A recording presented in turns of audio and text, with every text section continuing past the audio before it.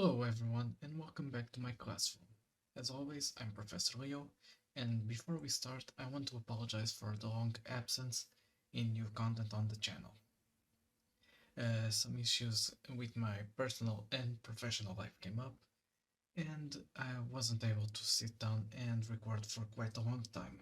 For today's lesson, I'll be teaching about save files and how to implement our items in an inventory system. So, for starters, I've already set up a simple resource for the save files, as you can see, using the knowledge from the previous video. It contains the position of the player and an inventory represented by a dictionary of item and int. Item as our key and int as our value. So for example, if I had an item called, for example, an apple, and I had an amount of 2, the key would be the apple and the 2 would be the amount in the int. So we will eventually add more properties to the save file, but for now I want to keep things simple. To start, let's create a save handler that will be an instance node like we created previously for the game management, and it will keep track of our save files and handle the logic of loading and saving. So let's go into here. I'm going to create a save handler, and it will be an instance node of type save handler. And now let's start by putting our constants, which will be the save game path and the max amount of save files we will have.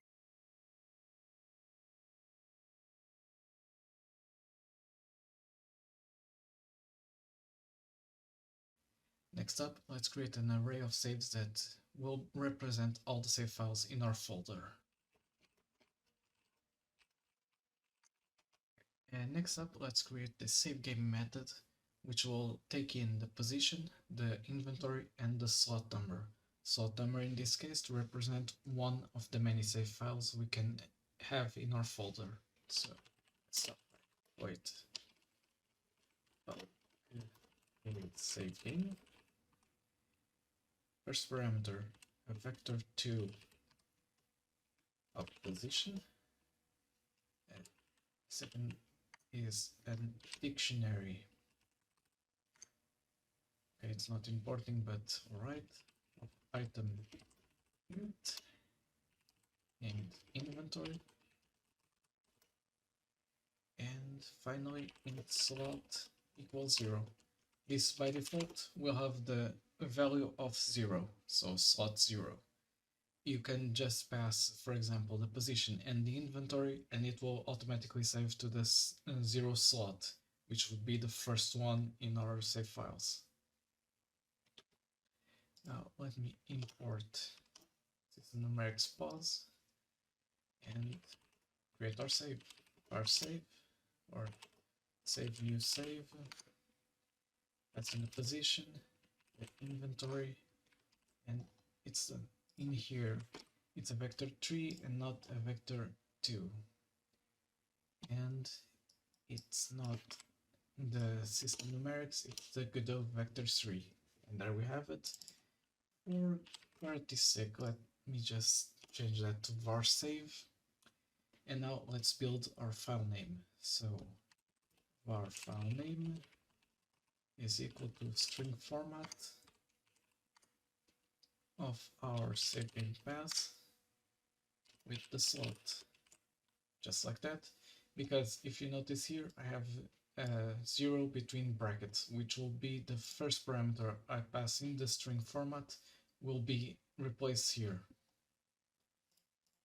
Okay, and now resource saver.save and file name save. Let me just check. Okay, I might have switched both of them around. Let's save file name. Simple mistake to make. And now save slot equal save, which will basically say I want the save at slot 0 in my array to be this save I just created.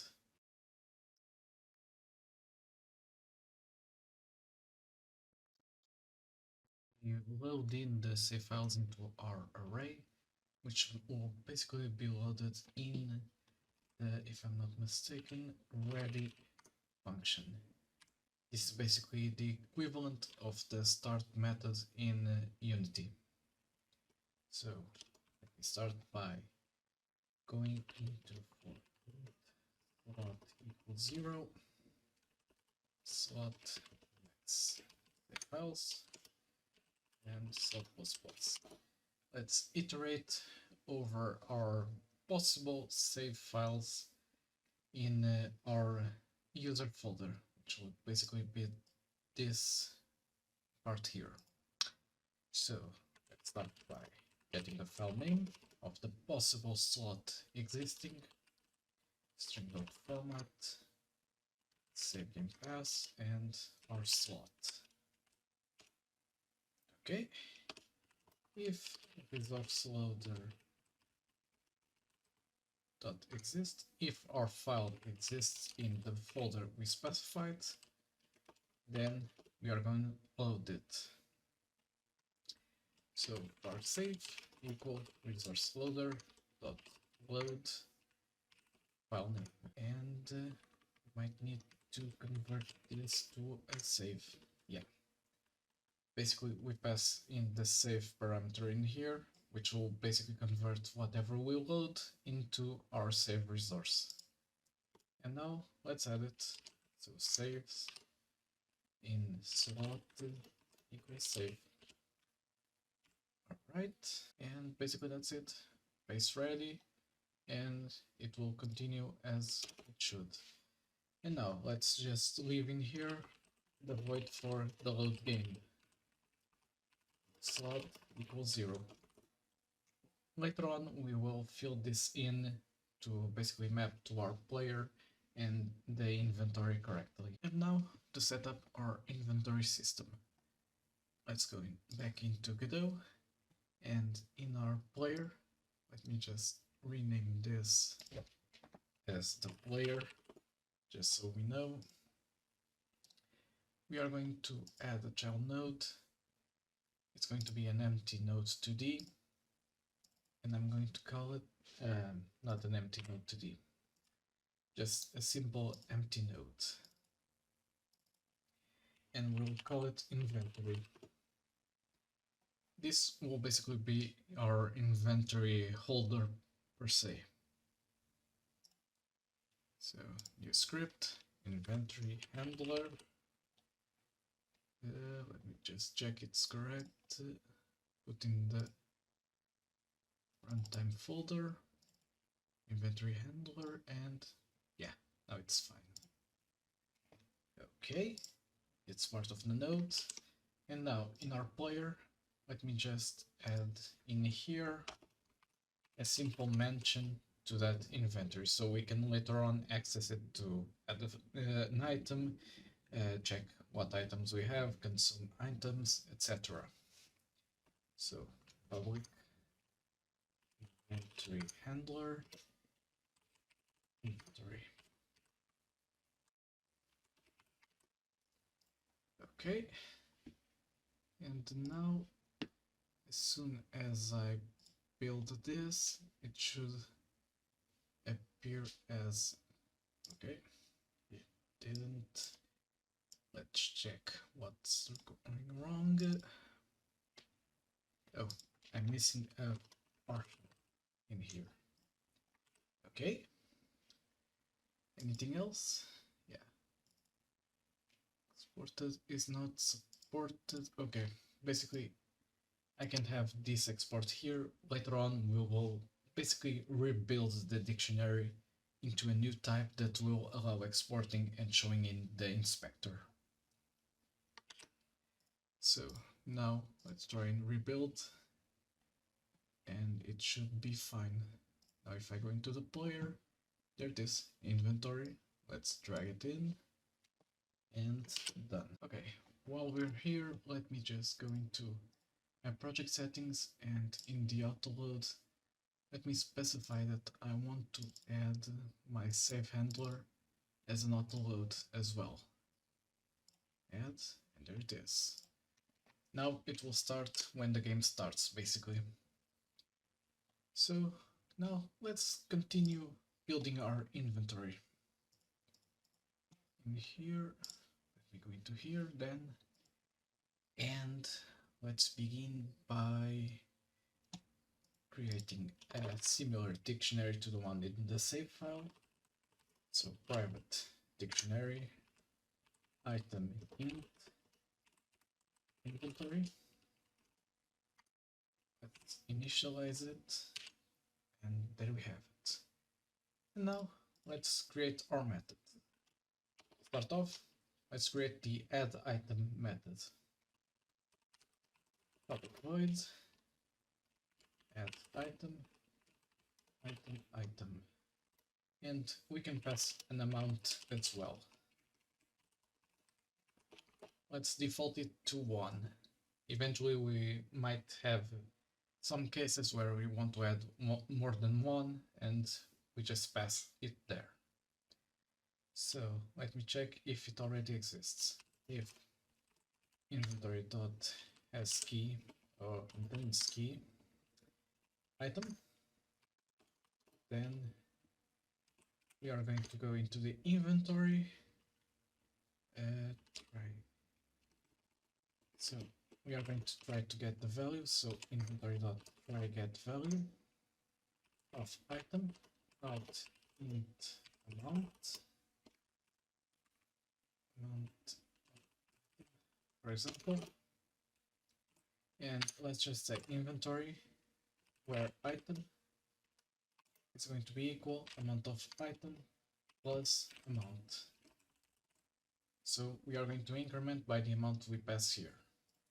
Otherwise, we are going to go inventory add item amount. And there we have it, the add item method. Okay, for the next phase, let's go into the item class, and I'm going to add 2 flags, or 1 flag in the method. So first off, public bool consumable to determine if our item is a consumable or an equipment or whatever we want to call it. And another method that will be virtual. So virtual void consume, which for now will be empty, but we can implement some functions for whatever we want to use it for by just, for example, if we inherit a subclass, for example, an apple, that will be an item, we can just override the void consume and basically handle our code there. So for example, health plus equal 10, for example, it will just call it like that. And that will be used in our inventory handler as a public void consume. Let's say item, and then let's say if inventory.hasKey or contains key, I keep getting that wrong, okay, we are going to consume it, else, or I don't even need an else, I can just return. Basically, we are going to say that we don't have that item, so we can consume it. We can even say gd.debug, or what was it? Print error. So we are going to print an error that says item not found. We can even go into here and say item.name. Okay. Next off, let's say we are going to if inventory.tryGetValue item here of int amount, and we are going to say if amount bigger than 0, we are going to consume it, else we are going to print for now a GDR and say not enough items in inventory type and item dot name.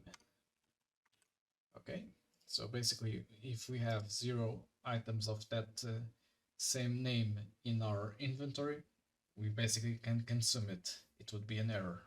So there we have it. We are also going to return. Now let's just handle it like this. Eventually we will want to handle it in a different way, like for example showing error message in the screen or something like that. So if amount is bigger than 0, next off let's just say if item.consumable, we are going to consume it, else gd.printerror item.name not a consumable.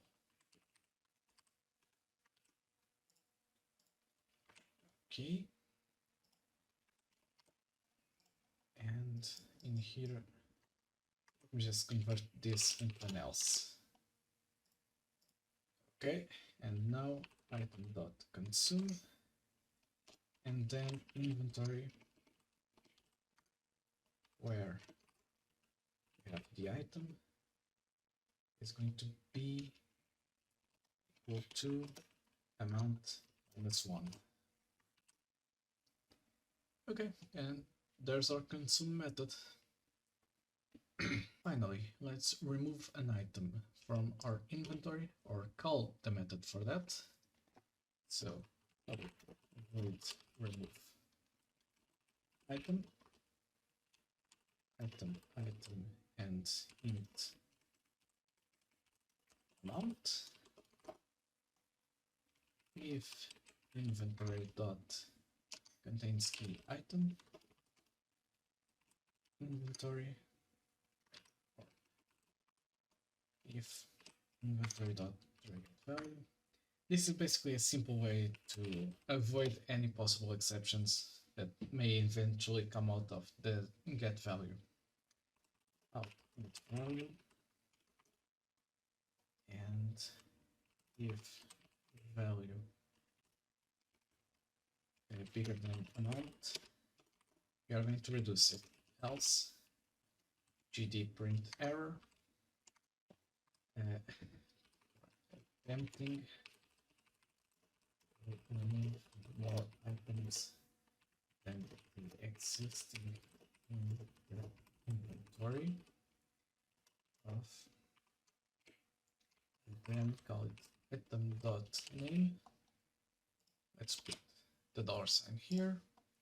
And basically this will stop you from, for example, removing a 4 of an item where you only have 3 or 2 or whatever.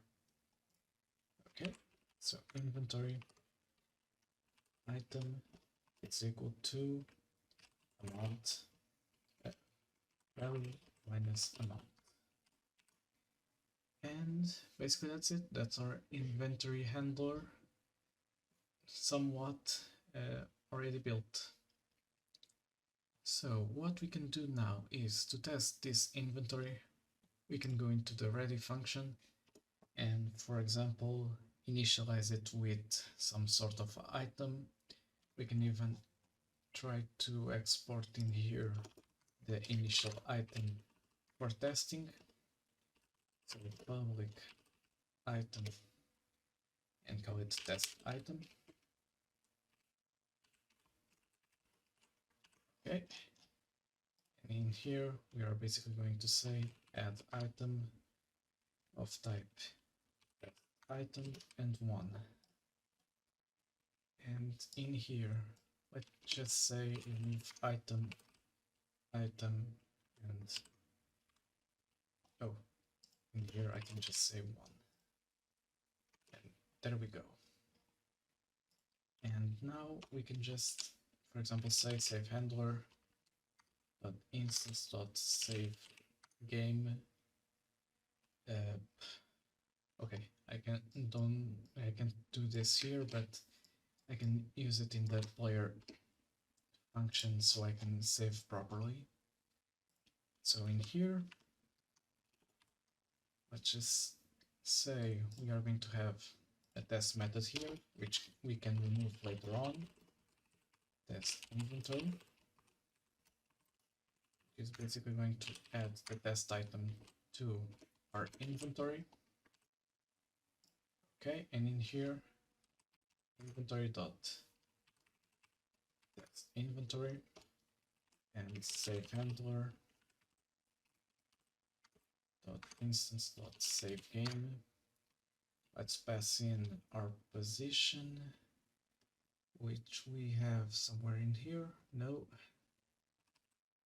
it should be, yeah, there it is. Position inventory dot.